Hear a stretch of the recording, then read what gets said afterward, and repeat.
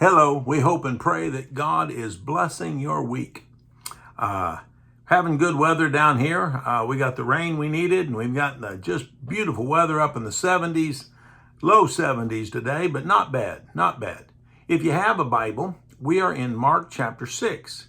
Our text is, our thesis is always living for Jesus. And we're doing that in the gospel. So in the book of Mark, it's easy to learn how to live for Jesus just by watching Jesus. You see what he does, and our job is to be the body of Christ on the earth. Christ in you is the hope of glory, right? Colossians 1:27. And so we're going to start in verse 14. Last week, he sent out the disciples 2 by 2 to go out and share the message and heal and cast out demons, and they did. But now they come back, and he's going to feed a big batch of people. But let's let him talk with them and find out some bad news about his cousin John. But first, let's go to the Father in prayer, all right? Dearest, loving Heavenly Father, thank you for blessing our lives. We thank you for the showers of blessings. We thank you especially for your Son and the grace he offers. Father, help us to live more like he does so that we honor him with everything we say and do, and that we call other hearts to love him with all their heart as they see us doing. And help us do that so they can see it. In your Son, Jesus, we pray. Amen. All right, like I said, we're in Mark chapter 6. We're going to start in verse 14. The disciples are going to come back with a message, but here's the story that they're going to share with Jesus, starting in verse 14. King Herod heard of it. That's him sending the disciples out 2 by 2 and really popular. King Herod heard of it, for Jesus' name had become so known. Some said, John the Baptist is raised from the dead, and that's why these miraculous powers are at work in him. See, John didn't do any miracles, but if he was raised from the dead, maybe he could do miracles. But this is not John raised from the dead. This is Jesus not yet raised from the dead. Okay. And so verse 15, others said, no, he's Elijah. Others said, well, he's a prophet like one of the prophets of old. But when Herod heard it, he said, oh, John, whom I beheaded, has been raised. His guilty conscience was convicting him. And your guilty conscience will convict you until you confess to Jesus. You confess, Jesus, I sinned. Well, he already knows. Yeah, but he likes to be told. And so share with him what you've done. And let him forgive you. And so he said, John, whom I beheaded, is raised.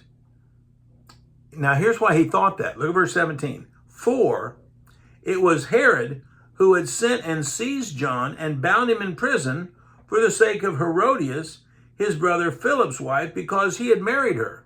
See, if you go back to Leviticus, it is illegal to marry your sister-in-law. And so he steals his brother Philip's wife so that Herodias can be his wife, because he thinks she's a babe and she thinks he has more power than Philip, which he does. And so it's a big political whatever, it's a mess. And it's immoral. And it's against the law of Moses. You see, Herod's great-great-grandfather became a proselyte Jew. And so now in the third and fourth generation, he is amenable to the law of Moses. He's under the law of Moses, and he broke it when he took his brother Philip's wife. Now, a lot of people don't rebuke kings. John did, which is one of the reasons why Malachi calls him Elijah. And Jesus calls him the Elijah who was to come. And so Elijah rebuked kings. John rebuked kings. And so he rebukes King Herod, who sinned about his wife, Herodias. All right? Let's go on from there. Okay. Verse 19. Or verse 18. For John had been saying to Herod, it is not lawful for you to have your brother's wife. It's in the law of Moses. Herodias had a grudge against him and wanted to put him to death, but she couldn't. For Herod feared him, knowing that he was a righteous and holy man. See, Herodias, she's ticked off. Herod likes to listen to him because he is a man of God and he speaks the word of God. And Herod kind of likes having an inside track. Even if he's not willing to repent, he kind of wants an inside track on what God's will is. And so he listens to him, but Herodias just wants him dead because that Herod is her meal ticket. He's got a whole lot more political clout than Philip did. And so she's in a way better situation. So she wants him dead, and she's going to work it out to get that to happen. Verse 20. Okay. For Herod feared John, knowing that he was a righteous and holy man, and he kept him safe. And when he heard him, he was greatly perplexed, and yet he heard him gladly. He liked listening to John preach, but it scared him because he knew he wasn't doing the will of God. Some people have just enough faith to make them miserable. Don't be in that group, okay? If God's word makes you uncomfortable, good. It's supposed to do that until you surrender your life to Jesus, okay? All to Jesus. It's not some to Jesus. It's not a little bit to Jesus. It's all to Jesus I surrender. Jesus flat out said it. Matthew 16:24, Mark 8:34, and Luke 9:23. If anyone will come after me, let him deny himself, take up his cross, and follow me. It's a big commitment. You give everything you have to follow Jesus. Okay? And they didn't want to do that. And people today don't want to do that. They want to just invite Jesus into their heart, even though nobody in the Bible ever does that. But that's what they want to do. They want to go to a mourner's bench and pray through, or say a sinner's prayer and get saved, or whatever. That's not the way Jesus did it. He called you everything. You follow me. You give everything to follow me. All. It's not my house. It's his house. It's not my car. It's his car. Okay? The stuff you have isn't yours. It's his. Use it for him. He might let you live there. He might want you somewhere else. But whatever it is, you use it for him. He wants everything. Herod had enough faith to know what God's will was, but not enough to submit to it. So sad. Let's go on. Now starting in the next paragraph, verse 21. But an opportunity came. See, she wants him dead. An opportunity came when Herod on his birthday gave a banquet for all his nobles and military commanders and the leading men of Galilee. Great big party. All the people are there. Lots of witnesses. Opportunity. Watch what she does. For when Herodias' daughter came in and danced, she pleased Herod and his guests. And the king said to the girl, ask for me whatever you wish, and I will give it to you. And he vowed to her, whatever you ask me, I will give it to you up to half my kingdom. Does that sound familiar? If you go back to the book of Esther, in Esther chapter 5, when Esther went in before the king and made a request, he said, I'll give you whatever you ask, up to half my kingdom. Then the second day, when she came in chapter 7, I'll give you anything you ask, up to half my kingdom. See, he's willing to say, okay, I'll make you the queen, sit right beside me. You can have as much authority as I have. Now, if you notice, that's never said in history to anyone except a king to a beautiful lady. Okay? He's telling her, hey, I know your mom's my wife, but you're a lot prettier, so I'll dump her and marry you. That's what he's saying. I'll give you whatever you want, up to half my kingdom, which means she is now over mama. Or could be, if she asked for that. But he doesn't understand that she loves her mama and has a loyalty. She's not willing to take on that role. But when he says, I'll give you whatever you ask, up to half my kingdom, he said, now when he said that, who was there? All of his political officials, all of his military commanders, a whole crowd of people there. He's got hundreds of witnesses. That means he can't back out of his vow. This is not just, I think it'd be a nice thing. This is, I make a vow up to half my kingdom. I wonder how that's going to work out. Let's read on.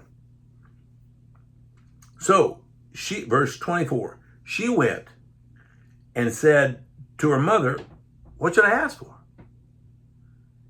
And she said, the head of John the Baptist. You can have anything you want, up to half the kingdom. What do you want? I want the head of John the Baptist. What a terrible, not a very good bedroom ornament, not a very good living room ornament, not a very good house ornament. It's nasty. Going to draw flies. Yeah. I want the head of John the Baptist. This girl's vindictive. Mama is upset. Okay? And, verse 25, she came in immediately with haste to the king and asked, saying, I want you to give me at once the head of John the Baptist on a platter. She didn't want the head of John the Baptist, but she'd like a nice silver platter. So I want the head of John the Baptist on a platter. So I get the platter, Mom can have the head. You can have anything up to half the kingdom. When you're vindictive, you want things that are not good for you. Don't be vindictive. She wants things that are not good for her. Okay, I want you to give me at once the head of John the Baptist on a platter. Verse 26. And the king was exceedingly sorrowful. But because of his oaths and his guests, he didn't want to break his word to her. And immediately the king sent an executioner with order to bring John's head. And he went and beheaded him in prison, and brought his head on a platter and gave it to the girl. And the girl gave it to her mother. What a morbid, what a terrible scene. Here, have this great party. This girl dances. It may have been an illicit dance. We don't know.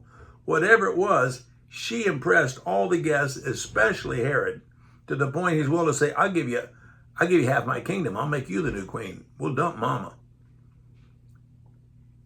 But she's loyal to Mama. And Mama says, I want John the Baptist's head because he said you didn't have any right to me. And he's her meal ticket. So she gets the head of John the Baptist. And that way she can stay with her hubby. And she can stay in power as the queen. So they come with the head. Give it to the girl. She gives it to Mama. She keeps the platter, I think. Okay. The girl gave it to her mother. Verse 29, and when his disciples heard of it, they came, took his body, and laid it in a tomb. Now, we don't know what happened to the head, but the body is laid in a tomb. Now, it tells us in Matthew 14, parallel passage, that when the disciples came back, they told Jesus, by the way, they killed your brother John. When they reported all the great things that they did, going out and casting out demons and healing the sick and teaching all these thousands of people, oh, and by the way, they killed your cousin John. That's when Jesus says, hey, let's come apart for a while and rest. But we're getting ahead of ourselves. Let's go on to the next paragraph. So, the apostles returned to Jesus and told him all that they had done and taught.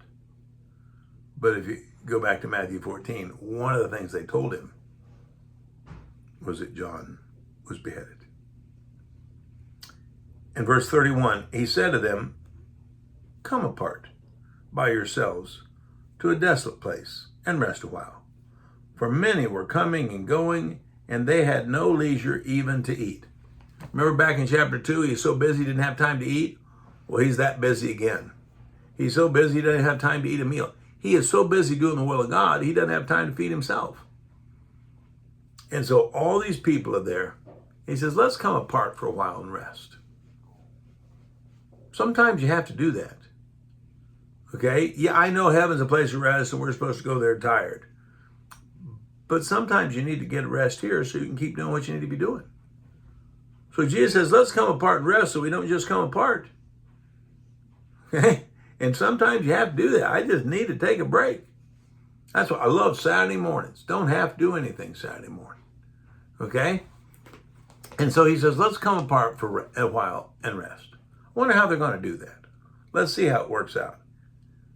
It's not quite the way you would think. But let's go on. So, verse 32, and they went away in the boat to a desolate place by themselves. So they hop in the boat, they head across the sea. Now, the Sea of Galilee, it's like 7 miles across, 11 miles north and south. Not very big, but it's deep. Lots of fish, still today. 6 feet below sea level at the surface, and just a big bowl there with hills around it. He says, many, verse 33, saw them going, recognized them, and ran there on foot from all the towns and got there ahead of them. Wait a minute. Jesus and the disciples, they want to go across the sea so they can rest. But the other guys see them leave and run around the sea and get there before the boat does. Aren't they going to have a chance to rest? Yes. Do you remember back in Mark 4 when Jesus was in a boat with his head asleep on a cushion? They got their rest going across the sea. So slowly across the sea that the people could run there around and get around their head. So they had a nice leisurely trip across the sea. So the place they rested wasn't on the other side because they're going to be busy as soon as they land. They got to rest on the journey across. Sometimes you need to take a nice, just quiet journey, not a rush. Last few times we took a trip, we just didn't race to get there. We just took our time getting there. And in my car, on my seat, I had this lumbar support on the driver's seat. You could adjust, and I adjust mine all the way out. And after I get in that car, if I got a sore back going in, I feel better when I get out. And so it was a journey. I was going someplace, but it was a time of rest. If you take your time, you're not hurrying, trying to pass everybody. Just take your time. And you can rest on your journey, which is what Jesus and the disciples do. Good lesson. All right, so they get to the other side. The crowd is already there.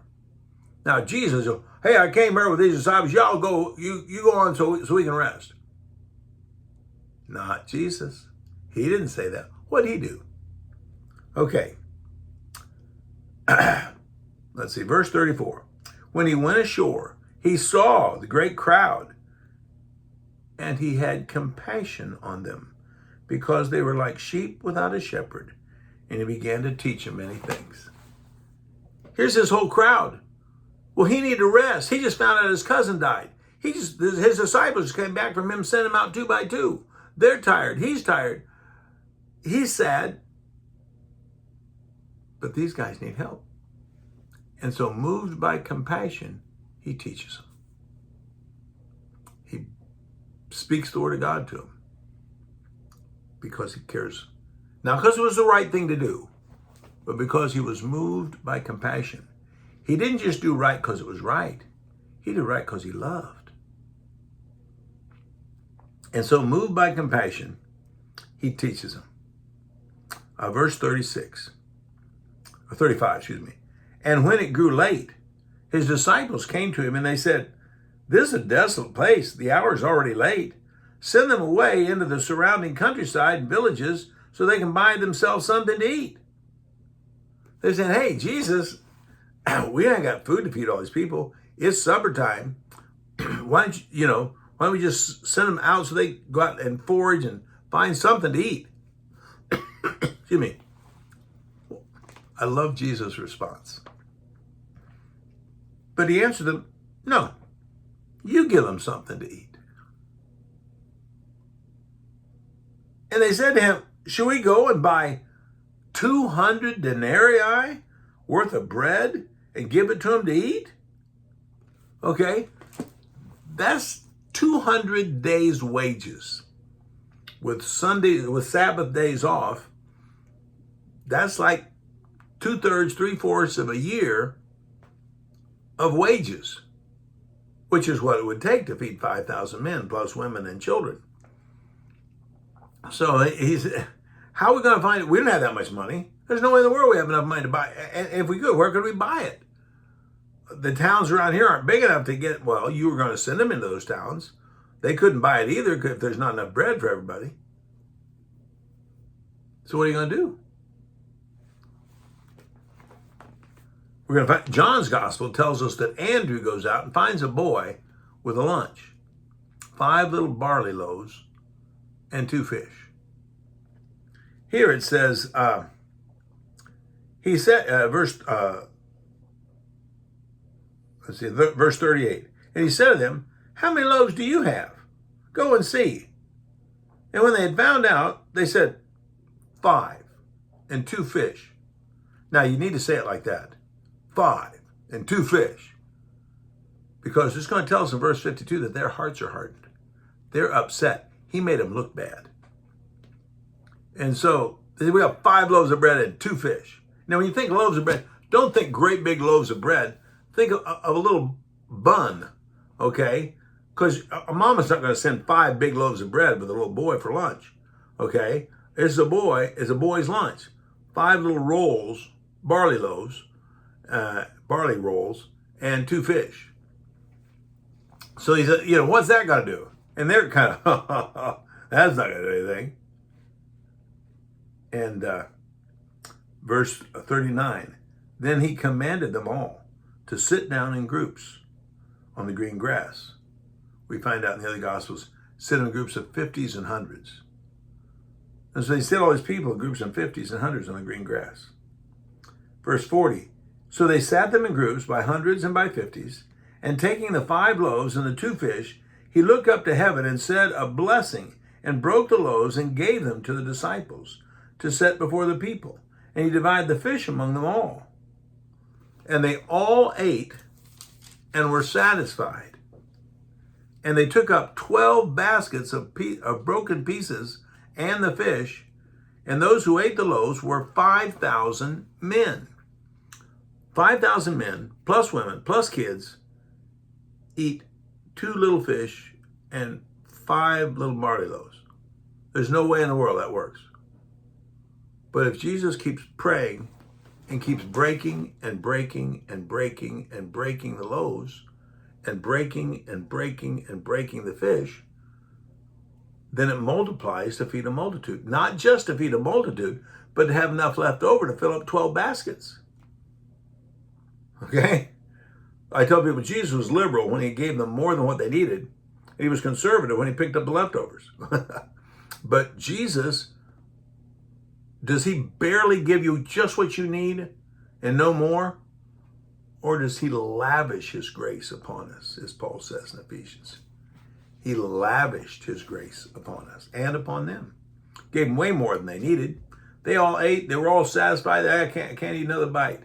Kind of like you walk out of a smorgasbord or a potluck supper at church and you knew you shouldn't have had that last plateful, but you did. That's kind of the way they are. They're all full. They all had what they needed, and they got 12 basketfuls left over. Is Jesus barely able to supply your need, or is he able to supply way more than your need? Way more. All right. So now, the apostles need some works of repentance. The crowd needs to go away, and Jesus needs to talk to his Father. So next paragraph, starting in verse 45, he said, immediately he made his disciples get into the boat and go before him to the other side to Bethsaida while he dismissed the crowd. Y'all get in a boat, head over to Bethsaida. He sends them one way. He sends the crowd the other way. He goes up on a mountain to pray. Okay? Verse 46. And after he had taken leave of them, he went up on the mountain to pray. And when evening came, the boat was out in the sea, and he was alone on the land. So the crowd's gone. They've been fed. The disciples are gone. They're in the boats, rowing against the wind. That's going to be key. And he's just talking to the Father. for 9 hours until the fourth watch of the night, which is 3 a.m. So from 6 p.m. to 3 a.m., he's talking to the Father in prayer. So he's alone on the land, and there at the sea. Verse 48. And he saw that they were making headway painfully, for the wind was against them. And about the fourth watch of the night, he came to them walking on the sea. Okay, it says they were out about 3.5 miles, which would be halfway across the sea. And the other one says they were out in the middle of the sea. So in 9 hours, rowing against the wind, they made it 3.5. That's slow progress. That's way slow progress. But that's what he wants, because they need to learn a lesson.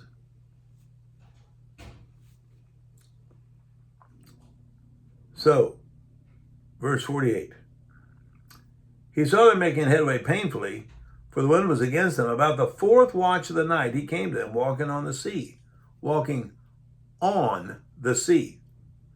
He meant to pass them by, but when they saw him walking on the sea, they thought it was a ghost. They cried out, for they all saw him and were terrified. Okay? If you saw somebody in the dark walking on the water, you'd think it was a ghost too, because people don't walk on water. Jesus made water. If you make water, you can walk on it. And he could, and he did, and he did. Okay? So he was walking on the sea, meaning to pass them by.